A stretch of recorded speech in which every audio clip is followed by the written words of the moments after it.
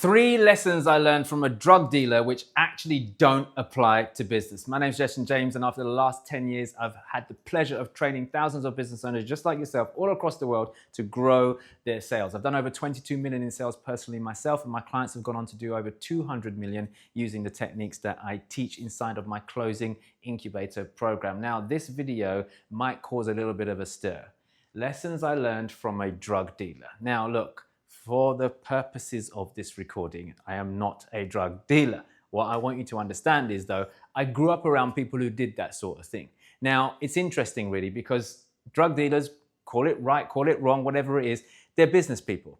And their way of looking at the world doesn't necessarily match up with our world. If you're a business owner watching this right now, then you're going to have a different model of the world. But interestingly enough, these are 3 lessons I learned from a drug dealer which actually don't apply to business, and I want to take you through them right now. Okay, first lesson that most drug dealers will tell you is move your product, don't consume it, right? If you look at most drug dealers, they're like, well, hey, look, we push the stuff, we don't consume the stuff. That's what they do, okay? Don't become a product of your product. Now, in business, that is wrong.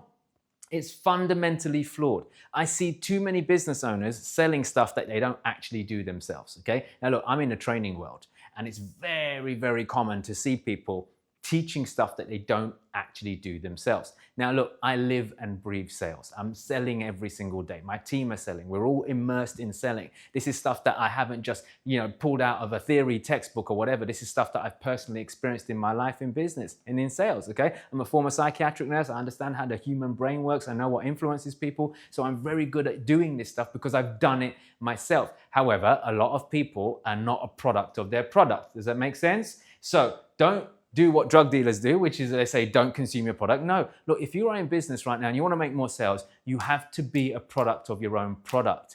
Now, the reason for that is very, very simple. Number 1, social proof. Okay, especially when you're just getting started out and you're trying to get more clients and you don't have many testimonials. Are you a product of your product? Because what it shows the client is, hey, this stuff has worked. It's worked for you. There's a good chance it's going to work for me. The other reason why you want to become a product or your product of your product is because then you get behind it. Look, I have been using the techniques that I teach my students inside of my Closing Incubator program for many, many years myself with fantastic results, okay? Whether that's me selling one-to-one or selling one-to-many on a stage. I am a product of my product. Do you know what that does for my belief system? It sends it into another stratosphere. Like for me, my record to date is standing on stage in front of an audience who didn't know who I was, delivering a 2-hour presentation and closing over £300,000 in sales in one single go, using the stuff that I teach my students. Now, what do you think that does for my confidence when I'm selling to someone?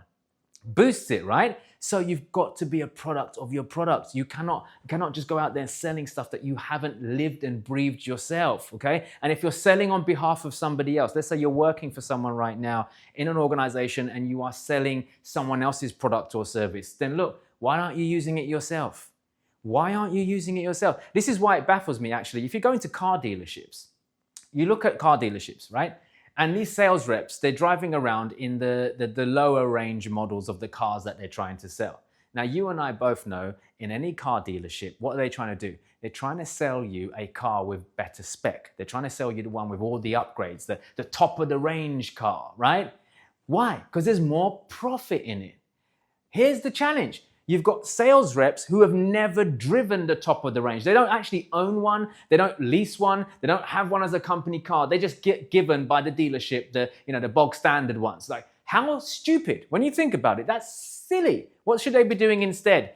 Giving all those sales reps the top of the range vehicles. Because when they do that, what happens? You now become a product of the product. You're experiencing it, you're living it, you're breathing it. It feels amazing. You know what it feels like to start that car up and hear that engine roar in the morning. You know what kind of performance it can do.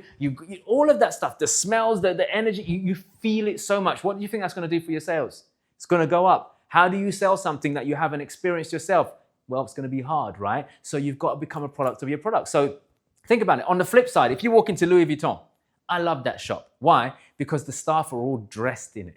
They've got the handbags, they've got the shoes, they've got the gear. Like, honestly, they live and breathe the product. So they're not selling their own stuff, they're selling Louis Vuitton stuff. What are they doing? They are becoming the product, which allows them to close more deals. So you see this? If you are working for someone right now, selling someone else's products and services, maybe you're selling life insurance or whatever it is, use the company that you're selling for. Buy their stuff. Why? Because it will help you out. Even if you go to your employer and say, listen, I don't own what I'm selling.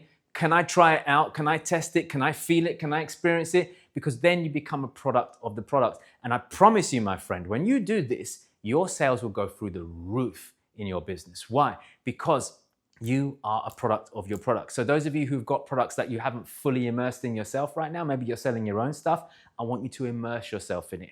I know what my products and services do for my clients because I'm a product of my product. So I want you to immerse yourself in your stuff. Hey, it's Jessen here. Sorry to interrupt the video real quick. I'll let you get back into it in a second. I get a lot of requests from people wanting to work with me, wanting to get more information about how they can get some help to level up their sales, grow their sales teams, train their sales teams, whether you're running a company yourself or you're in sales yourself. Like, look, here's what I want you to do. Just comment below the video right now, number. Comment the word number and I'll personally send you my WhatsApp and we can have a conversation on WhatsApp about how we can work together, okay? It's free, conversations cost nothing, so comment number down below. Let's see how I can help you.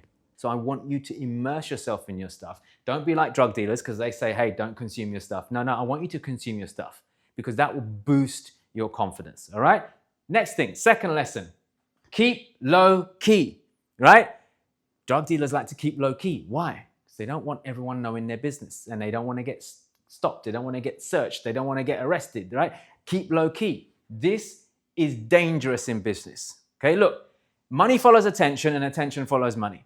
If you are the world's best kept secret, how on earth are you going to make more sales? You see, for most people, they're running around trying to make more sales in business and not many people know who they are. Look, marketing is a way for you to get eyeballs on you, okay? Now, don't get it twisted. Because we've been told this thing that more marketing will bring you more sales. No, rubbish. Marketing does not bring you clients. So stop believing it. Everyone's been told this by marketing agencies and marketers all over the world. Hey, I can bring you more clients. No, you can't. Marketing brings you more leads. It brings you more prospects. What makes them clients?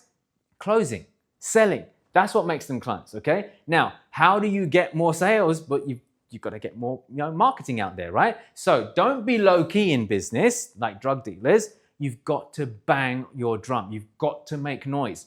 You've got to be omnipresent in lots of different ways. So my question to you watching this right now is how much noise are you making? Are you shooting YouTube videos? Have you got a podcast? Are you active on social media? Are you running ads? Are you networking? Are you doing joint ventures? Are you trying to get podcast appearances? Are you trying to get on local radio, local TV, national TV? What are you doing to bang your drum? Because unlike drug dealers, you cannot stay low key. You cannot be the world's best kept secret. You've got to get out there and make everybody freaking know who you are because money follows attention. The more attention you get, the more money you will get. And guess what? When you get more money, you'll also get more attention because they're intrinsically linked, right? So money follows attention and attention follows money. Once you start making more money, making more sales, closing more deals, you get more testimonials, you get more impact, you get more reach, which is more attention, which ultimately brings you more money. Making sense? So don't be like drug dealers, don't be low key. And lastly, the final lesson I learned from a drug dealer, eliminate your competition, okay? In the drug dealing world, it's moving on someone's turf, okay? If someone moves on your turf, they deal with that, if that makes any sense, okay? So you don't want to muscle in on someone's turf. You want to eliminate the competition.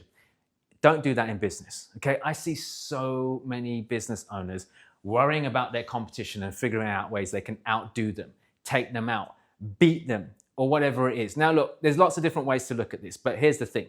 First and foremost, don't eliminate your competition. You're spending negative energy on your competition. If anything, what you should be doing is looking at your competition and going, right, what are they doing that I can do better? You've got to have an abundant mindset.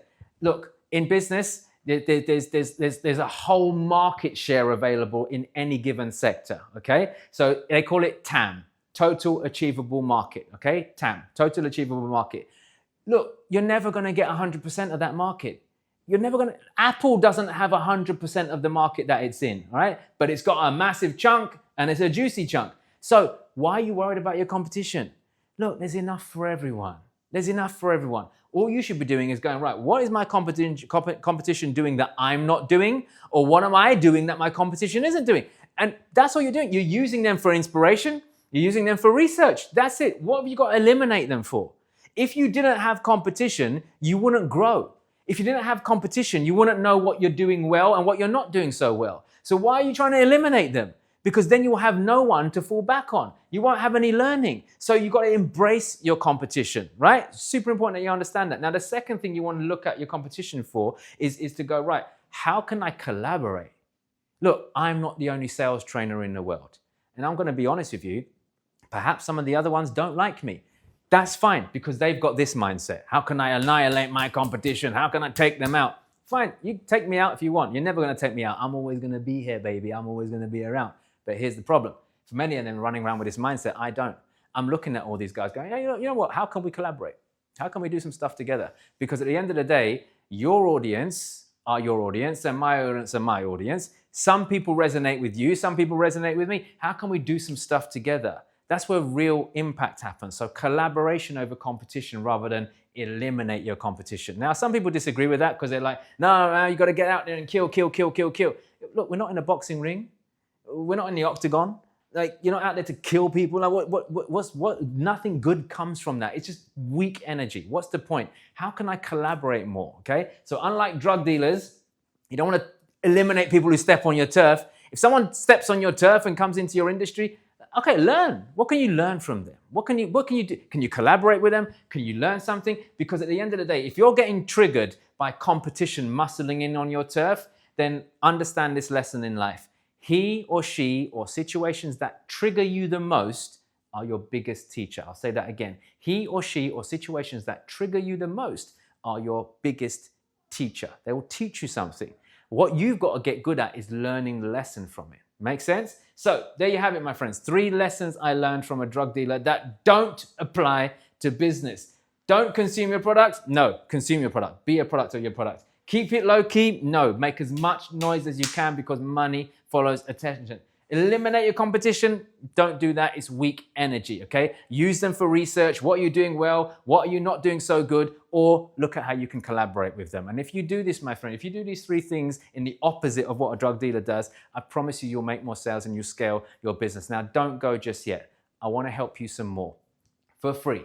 I want you to drop me a message down below. Let me know, what's your biggest challenge that you're facing right now in sales? Is it your mindset? Is it your sales psychology? Is it your confidence? Is it your sales scripts? Is it your sales process? Is it actually my sales process is okay, I just struggle with asking for the money? Is it your close rate? Are you struggling with objection handlings? I want to know what your biggest problems are down below for 2 reasons. Number 1, I want to shoot some videos on those problems that you're having specifically so that I can put them on this channel for you. The second reason is so I can reach out to you and have a conversation personally about how we can maybe work together. Now, conversations cost nothing, okay? Unlike a lot of these calls that you jump on, I'm not here to hardball you or hard pitch you. I don't believe in that. I'm a big believer in help people to buy, don't sell to them. And it starts with a conversation because conversations cost nothing. So if you want more help to accelerate your sales, to start smashing those targets, just like my clients have and just like I have, then let me know down below and I'll hook you up. And if you haven't done so already, make sure you hit subscribe, smash that notification bell so that you get notified every single time I drop more stuff.